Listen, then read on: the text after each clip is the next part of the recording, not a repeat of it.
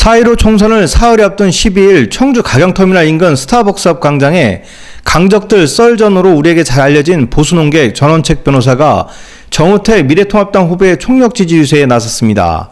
전 변호사는 50년지기 내 친구 정우택을 뽑아 국회로 보내주시면 대선 캠프로 보내겠다고 공언했습니다. 제가 장담하겠습니다. 정우택이 당선이 되면 정우택을 제가 대선 캠프로 보낼 겁니다.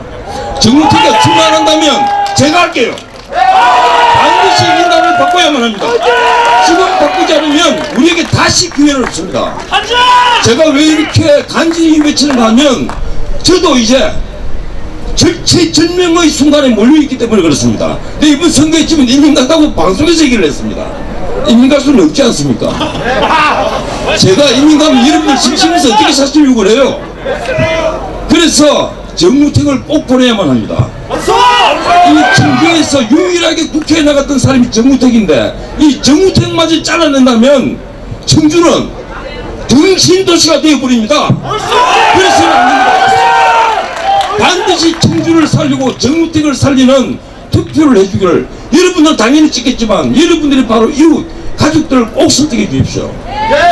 반드시 설득을 해서 몸이 아프다고 안 나가는 사람들 붙잡고 투표소를 나가주세요. 꼭 투표를 하게 해서 정우택을 반드시 의회에 보내야만 대한민국을 살립니다.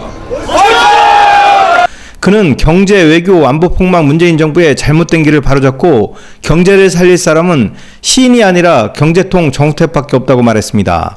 전 변호사는 김정은이 현 정부를 가리켜 삶은 소대가리라고 말해도 제대로 된 대꾸 한번 못하는 등신 얘기로 하는 것이 현 정부라고 지적했습니다. 그는 기업과 언론이 정권 눈치 보느라 아무것도 못하는 게 현 정국이라며 자신들이 등용한 윤석열 검찰총장이 살아있는 권력의 부정부패를 수사하려 하자 그를 내쫓으려 한다고 우려했습니다. 풀타임 일자리가 무려 200만 개가 없어졌습니다. 신문에 한번 찾아보세요. 188만 개라고 나올 겁니다. 188만 개의 일자리가 사라진 나라입니다. 지금 이 판에 국민 4인 가구에 100만원씩 아무리 돈을 줘봤자 이 경제를 살아나지 않습니다. 그건 일회용 마약이고 아편입니다. 이 경제를 살리려면 경제를 살릴 이런 정우택 후보 같은 사람이 국회에 다시 들어가야 합니다.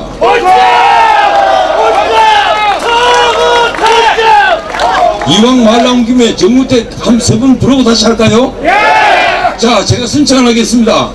싸우자 정우택! 이기자 정우택!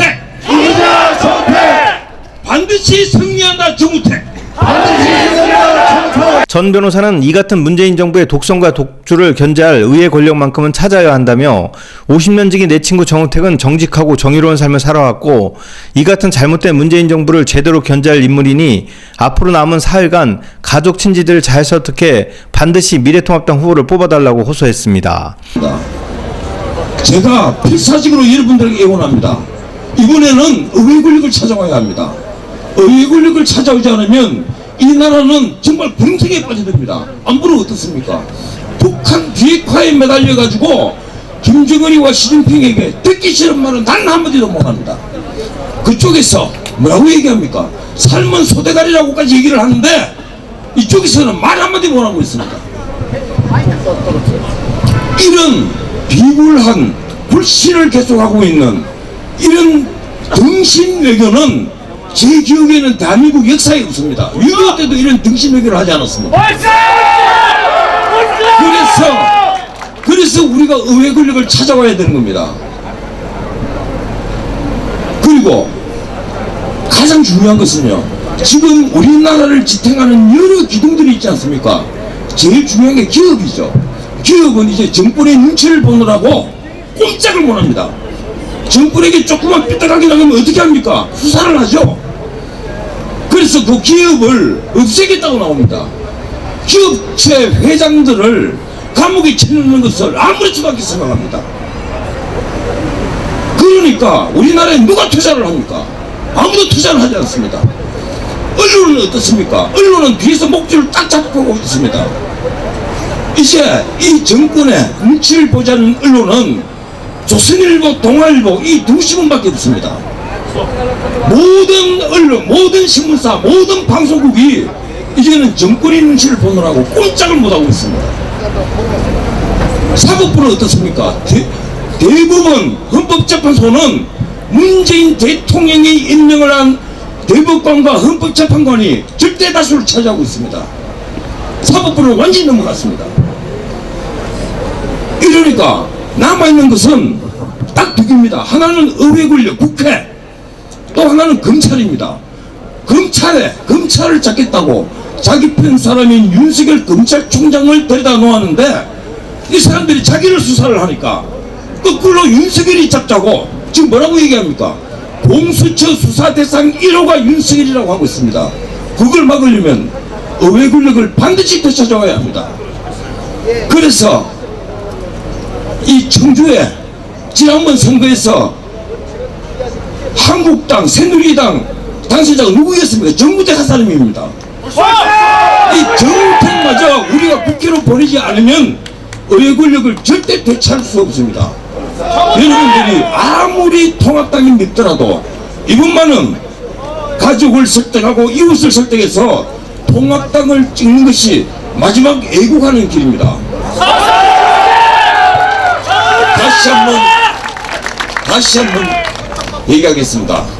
제가 선창을 하면 뒤에 정무택을 외치십시오.